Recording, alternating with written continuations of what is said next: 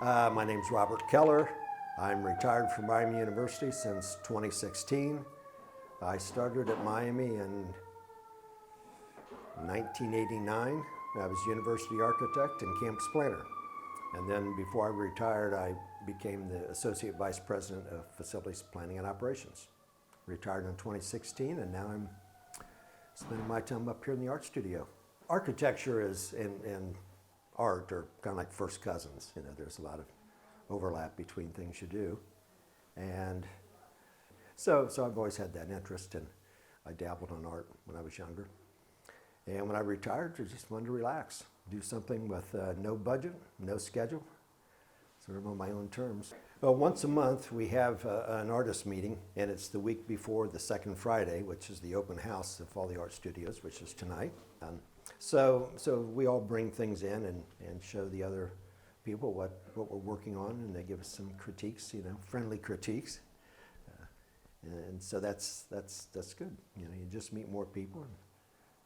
Everybody has a different style and a different interest in art.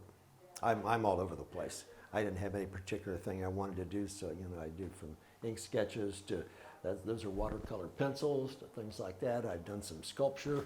So I've experimented around with all kinds of different things. I tried regular watercolors with brushes, and that was a disaster. You know, I couldn't control it at all. And being an architect and you know used to drafting, things like that, I discovered watercolor pencils, things like this, all different colors, as you can see up there.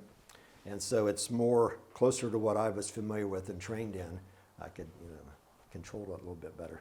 But then you can blend it and get a lot of water and do a lot of different things. So that's what I've been doing recently.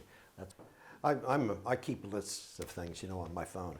And so I bubble with ideas a lot. Some of them are good and some of them aren't. But I write them down, so I have a whole list of things that I want to try at some point. When you find something that's fairly successful, and the last couple I've done have gotten some, you know, good responses and so forth, so I'll kind of go in that direction for a while, and that's what I'm doing now. But I've got like, I don't know, 2 or 3 or 4 different ideas of what I might do. Usually I have to think it through, and I have. I kind of have an idea for the whole composition of it.